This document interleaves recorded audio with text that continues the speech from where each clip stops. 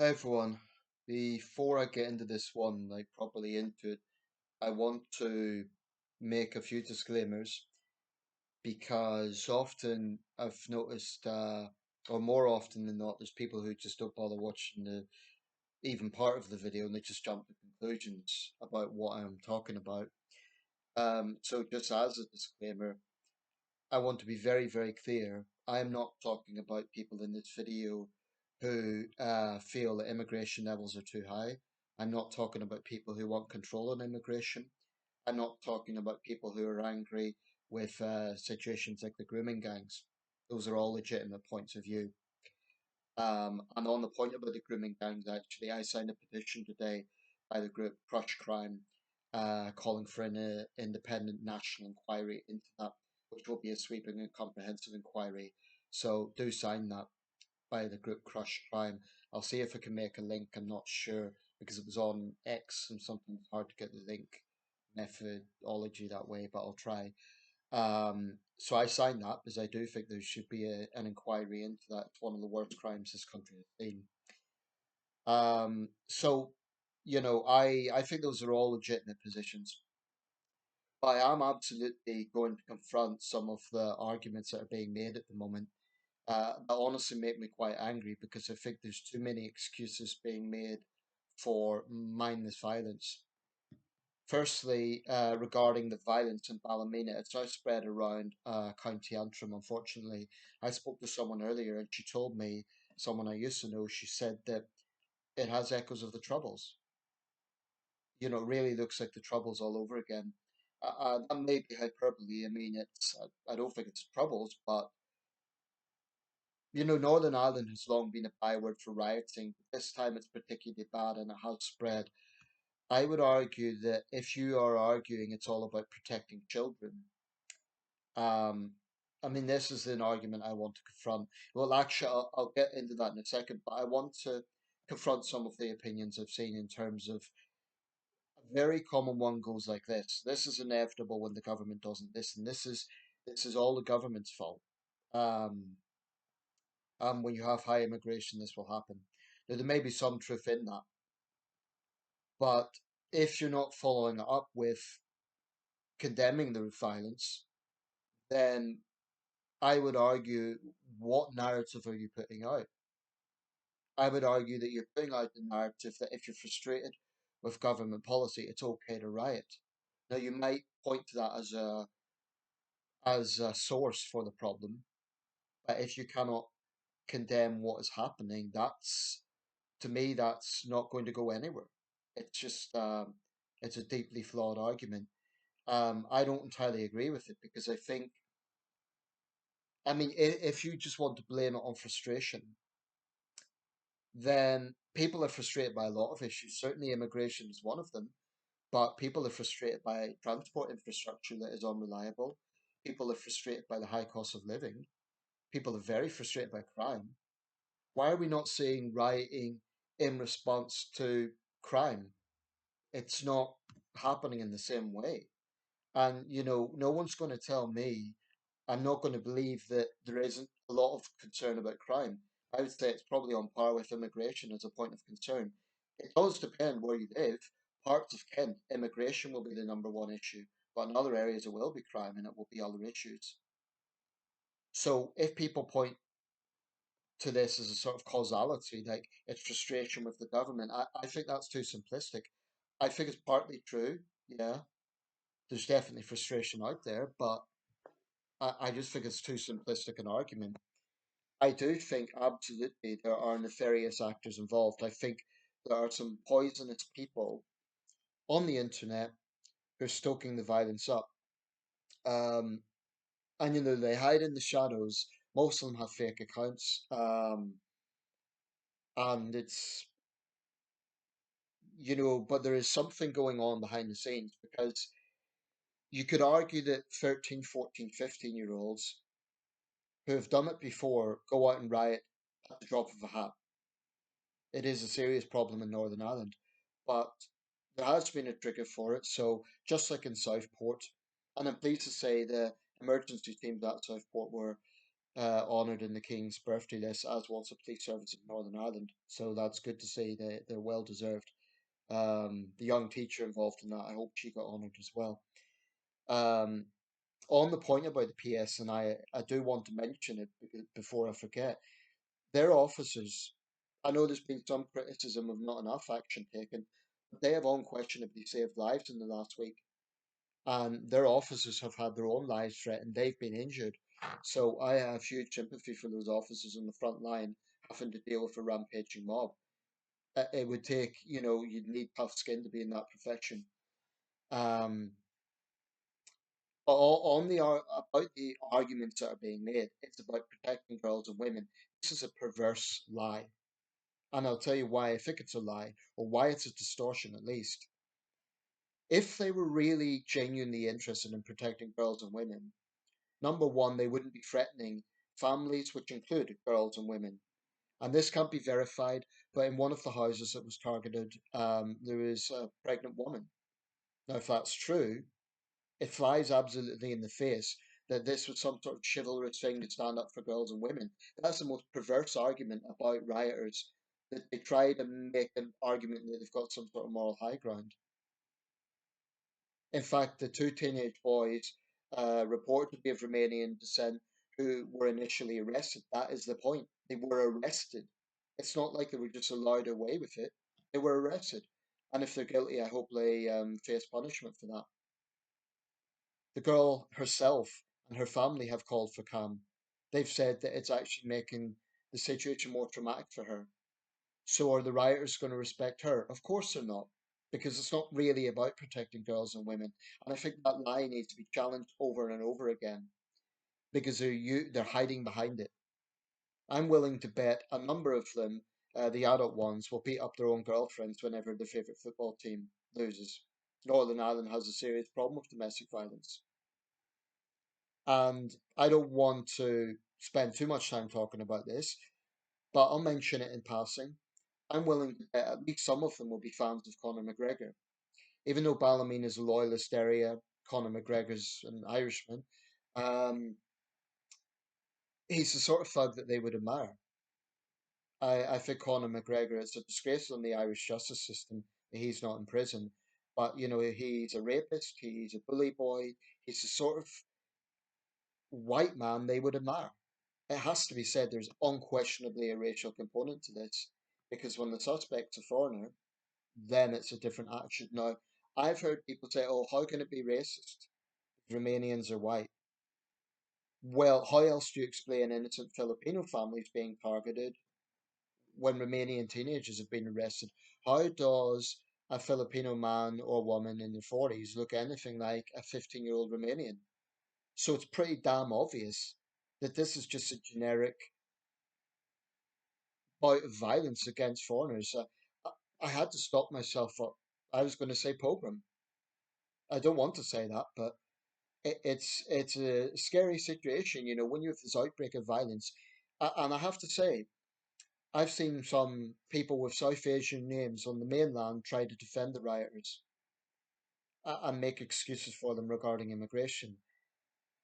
If you have a name like Patel, do you seriously, do you seriously think that you would be safe in Ballymena right now? Get real. I mean, that's what I find staggering, that ethnic minorities would defend racist rioters. It's a bizarre mindset, because they somehow think that the rioters would differentiate between them. They wouldn't. They don't stop to think, oh, have we got this right? Is it really an alleged rapist in this house? Are we just targeting anyone? Of course it's the latter. That's what's so scary about mob mentality. It's disgusting and it's evil. Um, I would argue that the ringleaders, and those who are encouraging young teenagers to go out and riot, and in some cases there may be children involved, which is horrendous. I would argue it's a form of grooming. It's no different than an Islamist hate preacher telling young Muslim children that the West is their enemy. Well, in this case, you have extremists from the far right, and I have no doubt that they're involved, um, stoking up young minds, poisoning young minds to trash their own community. And importantly, this is absolutely in no logical way an act of patriotism. If you're burning your own town, if you're trashing a leisure centre, if you're throwing petrol bombs at the police, how in any sane way is that an act of patriotism? Now, if you want to say, oh, but immigration levels are too high, okay, vote for parties that you agree with, sign petitions, stand for office yourself, upload YouTube videos. There's many things you could do without being a mindless criminal. I don't see how criminality in any way, shape, or form is an act of patriotism. Um, and I'll round this off by saying, yeah, so I want to directly confront those claims. It's not about protecting women and girls. It's not about protecting children. I think it's opportunistic, racist thuggery. I agree with the Chief of the Police Service of Northern Ireland on that. I think that is clearly what it is. Anyone who wants to deny that, explain how innocent Filipinos are targeted. How do they get conflated with Romanians if it isn't just blind racist rage? Not that I'm condoning attacks on Romanians. You know, should the entire Romanian community of Northern Ireland be targeted as two boys happen to be have been arrested on suspicion of an awful crime? And I'm saying suspicion is a legal disclaimer. I'm not saying they're innocent. I'm just saying that that's, you know, the mindset of let's blame the entire community. You know, the very same people who are rioting would have something to say about when the far left use obnoxious terms like white privilege, which I have a big problem with. But what's the difference in terms of the generalization there? You know, generalizations are lazy and stupid, and they just fuel tensions. Um, the whole thing I found thoroughly depressing because without going into too many details, I'm not divorced from that part of the world. It's not alien to me. You know, family hail from that part of the world. So you know, it's not alien to me. I know what Ballymena is like as a town. 30 years ago, it would have been Catholics. That's why I find it ironic that any nationalist Irish might be supporting this. Don't delude yourselves. 30 years ago, you would have been the targets. And the same applies, you know, the same double standards I would point out regarding the violence in Dublin last year. Again, there was allegations of girls being attacked and there was violence broke out in Dublin. Well, the Irish have a short memory. You know, ostensibly they should have a long memory, but actually, in a way, they have a short memory because there was not that long ago there were signs in England saying no dogs and no Irish. And you know that sort of anti-Irish sentiment was also found in the New World, the nativist riots in New York City, for example. So the Irish of all people should have some notion of what it's like being an outsider. As for the Northern Irish, like I say, there's unquestionably deep, a deeply embedded loyalist bigotry in that part of the world. And I come from an Ulster Protestant family. I'm not a Catholic. I come from a Protestant family. I'm from that part of the world. Frankly, I'm ashamed of it. I think it's depressing because it never seems to change. It's just this narrow, small tunnel vision in that part of the world, this narrow, bigoted mentality. But this doesn't apply to all people in Northern Ireland. Like everywhere, there's good people. There were people in Belfast and Downpatrick today protesting against the racist violence. But on this point about racism, I'm sick of people saying it's nothing to do with it. If you're targeting someone because they're not white, that is absolutely racist by definition. Filipinos are not white, they're Southeast Asians. That is racist by definition. That is literally the definition of racism. You know, prejudice or violence or bigotry against someone because they're a different ethnicity. Romanians may be white Europeans. In that case, I'd argue it's extreme xenophobia. But what we're seeing is racism and xenophobia. It's an ugly, ugly sentiment, you know. So the whole thing I just find thoroughly depressing. But the narratives need to be countered. It's not about protecting women and girls.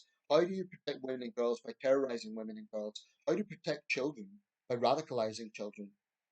I'd honestly put the ringleaders away for 10, 12 years, give them a long sentence. Longer than that for the one throwing petrol bombs through a window trying to set a house on fire. That's absolutely attempted murder. And if you consider a family of five, that's attempted mass murder. I'd throw the book at them. They're dangerous individuals and they need to be put behind bars. Now, the police service of Northern Ireland has said that it's going to come for people. I hope they follow up on that. And I think calling it racist thuggery is entirely accurate and entirely justified. And if you're saying, oh, this is a result of government policy, okay, make that argument, but at least be a decent human being and condemn the violence. You could be angry with the government, you could say they're partly to blame, fine. Just be a decent human being and condemn the violence. I do not understand people who cannot bring themselves to condemn what is so clearly wrong. And with that, I'll leave it there. Um, I hope the situation could get under control because this is the fifth night of trouble now, and it's heartbreaking to see. It's awful.